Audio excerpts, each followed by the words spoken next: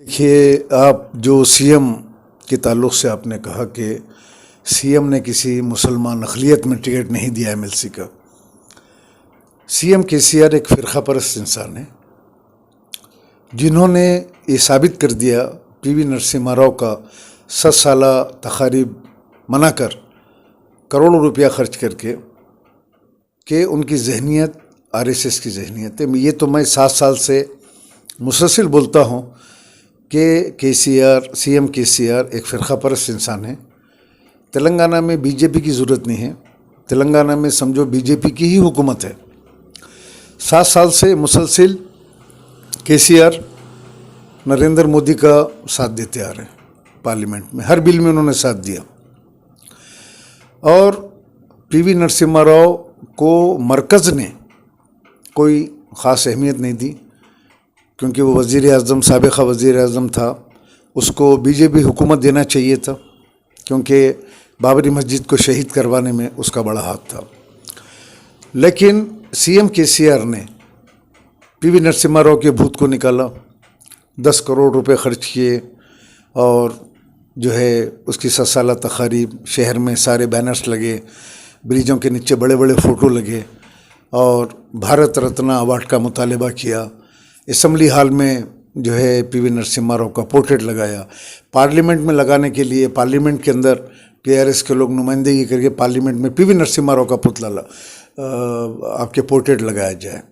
कई मुकामात पे उसने स्टैचूज़ बना के लगवाए और नाम बदल दिया उसने, निकलेस रोड का नाम बदल के पीवी नरसिम्हा राव मार्ग रख दिया। वहाँ पे एक बड़ा सा आपके जो स्टैचू लगा दिया। तो ये तमाम चीज़ें आपको बताती है कि ये आदमी केसीआर ये मुसलमानों का हमदर्द नहीं है, ये एक्चुअली मुसलमानों का दुश्मन है। सेक्रेटरीट के 2 मसाजिद मत बोलिए आप। तेलंगाना में टोटल 6 मसाजिद अब तक शहीद हो गए 7 साल में, 2 आशूर खाने शहीद हुए। ये केसीआर की हुकूमत ने किया। सेक्रेटरीट की मस्जिद ज़्यादा हाईलाइट जा रही है क्योंकि वो सेक्रेटरीट के अंदर शहीद कर दी गई और हम प्रोटेस्ट कर रहे हैं, गिरफ्तार हो रहे हैं, बराबर आवाज़ उठा रहे हैं। लेकिन जो केसीआर की अलायंस जमात है यमायम, ये लोग इसके अंदर एक बड़ी रुकावट है मस्जिदों में।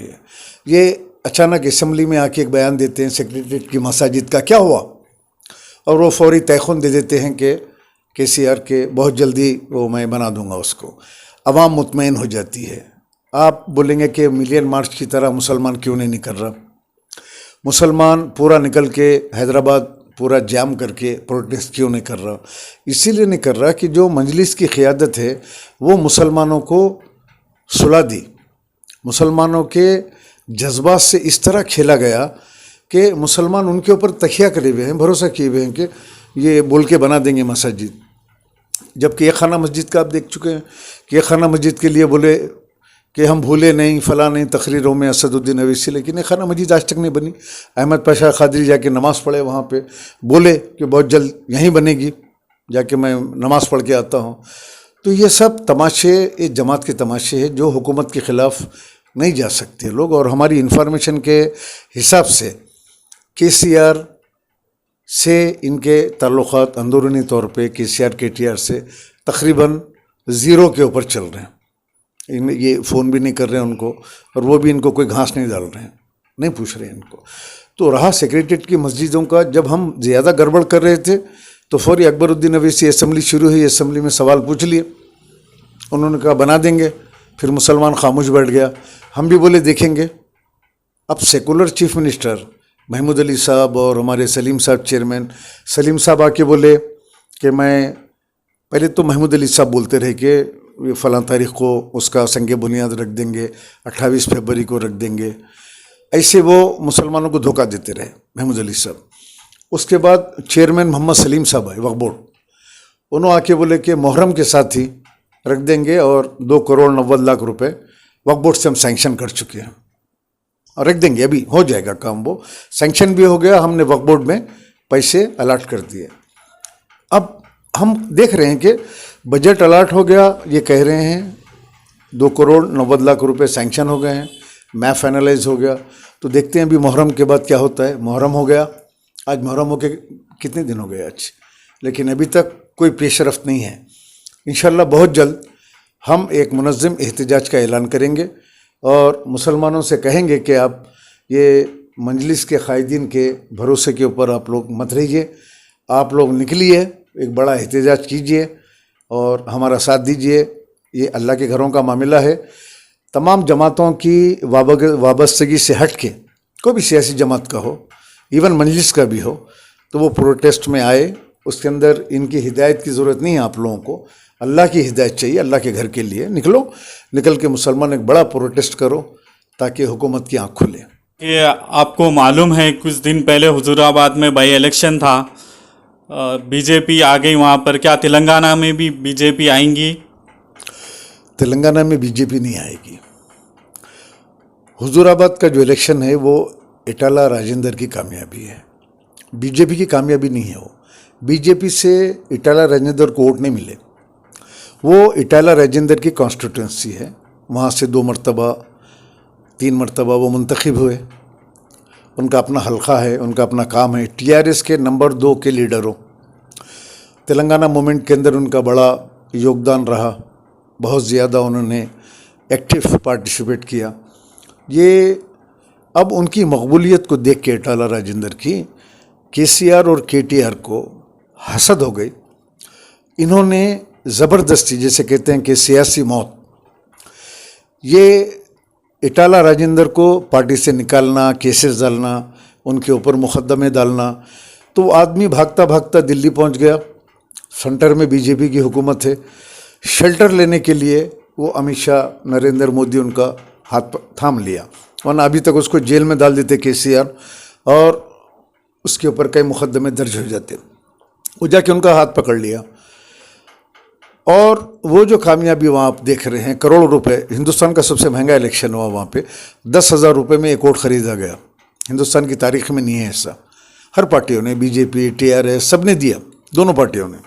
उसके बावजूद भी इटाला राजेंद्र की कामयाबी वो तो पहले से नज़र आ रही थी, क्योंकि अवाम ने केटीआर केसीआर के गुरूर को और एक दलित इंसान को, वो जो एरिया का है, उसको उन्होंने ओढ़ दिया और टीआरएस को रिजेक्ट कर दिया। बीजेपी तो तेलंगाना के अंदर नहीं आएगी।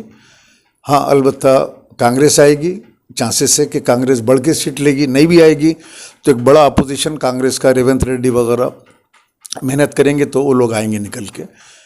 और ये जो हमारे जो मुसलमानों की क़यादत है, जो टीआरएस का साथ दे रही है, अफसोस से इस बात का है कि मस्जिदें शहीद होने के बाद भी आज ये लोग खामोश बैठे हुए हैं। वही बयानबाजी चल रही है, खाली ज़बानी जमा खर्च है, लेकिन मस्जिदों का काम शुरू नहीं हो रहा है।